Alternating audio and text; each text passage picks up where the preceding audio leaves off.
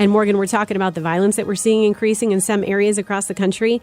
It's interesting. I was watching CNN the other day, and I saw an exchange between two of their commentators, their main commentators, Cuomo being one of them, and they were laughing about the crime increasing. And I say that they weren't laughing about that fact, but they were basically poking fun at the people who are fearful that crime is on the rise. Like, oh no, just condescending to people who are, again, these are people who can pay to hire their own security team. Yeah, right. Must be nice, huh? And we can see the videos. I mean, the problem is that New York and other cities, I mean, even cities like Tampa are going to become scary places. I mean, I was walking on the Riverwalk a couple of weeks ago, and the hot new thing with these BLM groups is to take those mortar fireworks and shoot them at people, and somebody shot a firework like on the Riverwalk onto the Riverwalk. So they were on the Riverwalk and they fired one of these big ones that explodes. It's supposed to go up in the air 100 feet or something and go pow, pow. And it blew up right on the Riverwalk. And I mean, I don't know if there were people. I was luckily standing back from that, but it's like, this is a complete loss of social order. You can't behave like that in public. And who are you going to call? Going to call the police, right, when somebody does something like that. Well, what if the police are no longer answering like they are in a bunch of cities where they're just saying, you know what, call the mayor. We're not doing anything. Or call a social worker. Well, people are going to pull out firearms and try to defend themselves maybe because that's the last line of defense that they have. But let's listen to AOC. We'll see if I can get this clip to play correctly. But let's listen to AOC. And I'm skipping to the end of it because we got a few other things we want to talk about here. But this is why AOC says crime is occurring. And you never guess the boogeyman that she's going to blame it on, right? Now, she's going to make it perfectly clear to us, as she says at the beginning, because, I mean, that's what she always does, right? Whenever I want an intellectual analysis of a topic, I first want to hear from Alexandria Ocasio Cortez. Do we think this has to do with the fact that there's record unemployment in the United States right now? The fact that people are at a level of economic desperation that we have not seen since the Great Recession.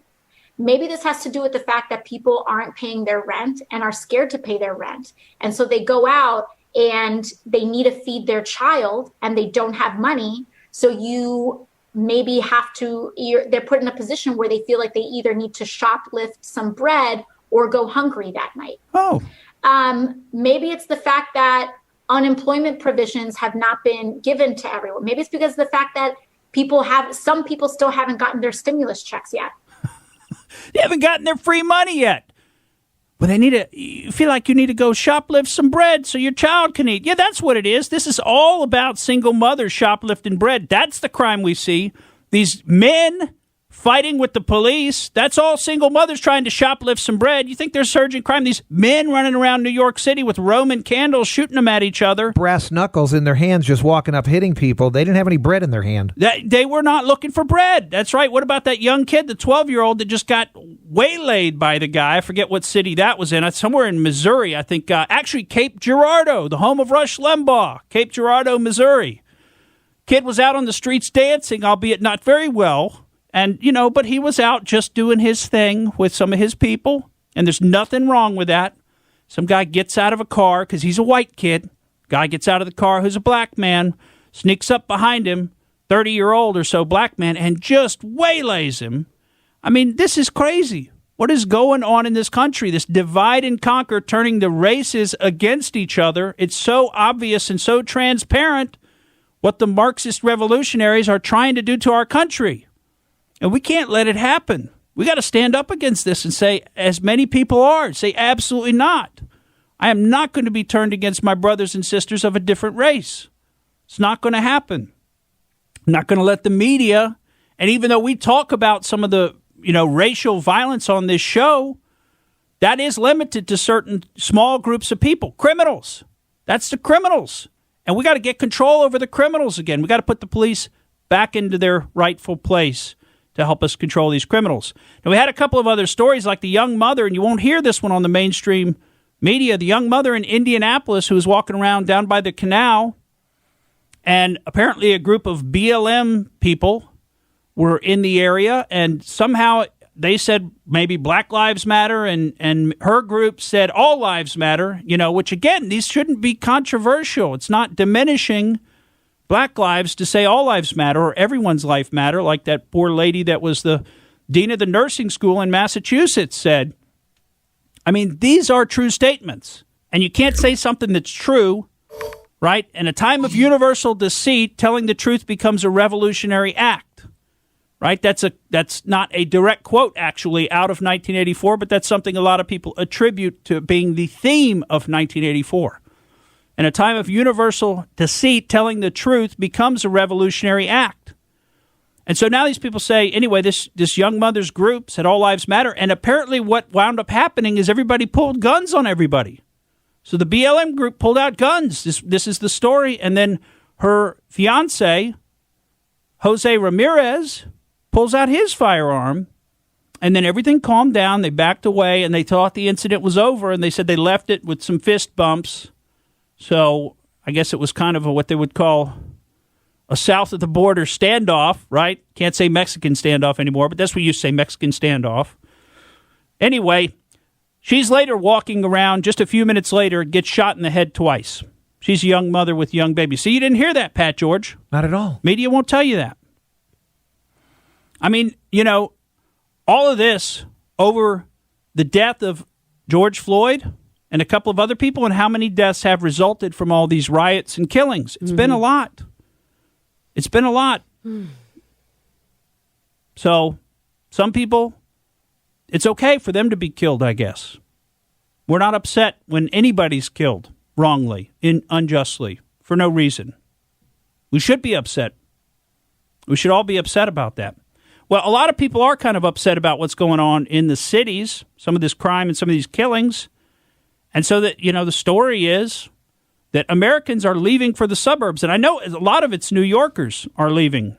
They're saying there's about 250,000 New Yorkers that are in the process of moving out of the city, moving upstate now.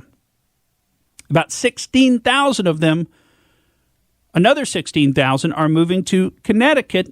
And of course, as we know here in Florida, many of them are moving down here to Florida, if not permanently, at least temporarily, but it may become permanent. Once they realize the tax benefits of living in a state like Florida versus a state like New York, they may say, hey, the money we made in New York goes a lot further in Florida. We like it down here.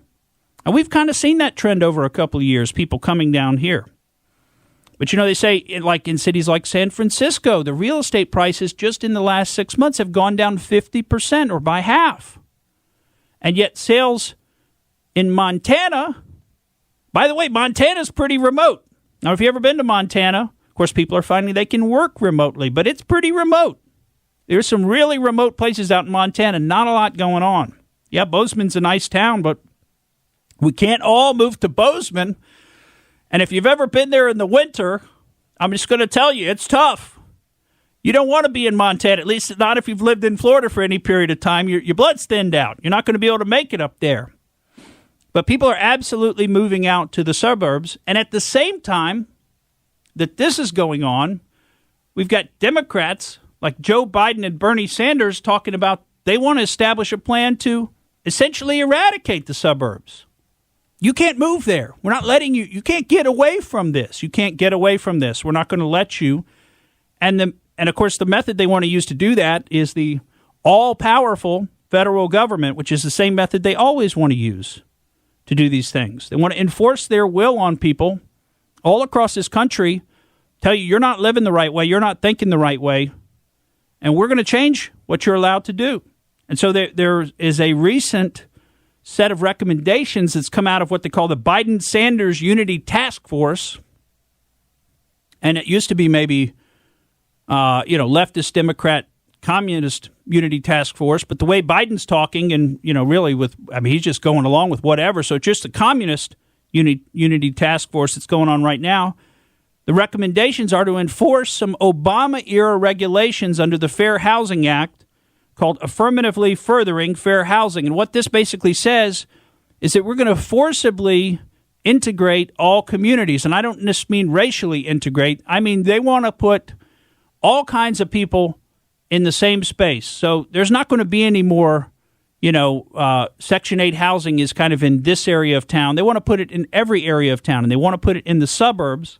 And the way they're going to do this is they're going to have planning and building approval go through the federal government.